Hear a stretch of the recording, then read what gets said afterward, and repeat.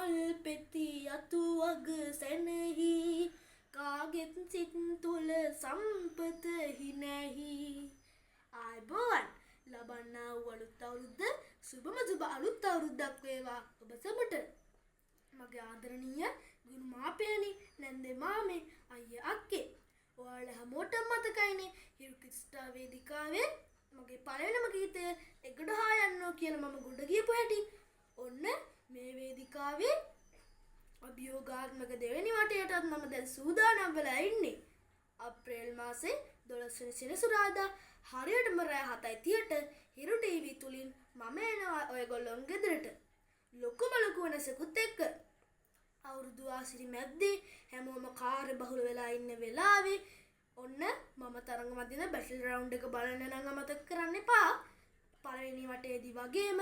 SMS ගොඩාක් දීලා මේ වටේනුත් මාව ඉදිරියට මෙවන්න කියලා මම ඔයගොල්ලෝගේ ආදරෙන් ඉල්ලා සිටිනවා ස්තුතියි මම සසෙන් නිස්සිත කාර්යවසා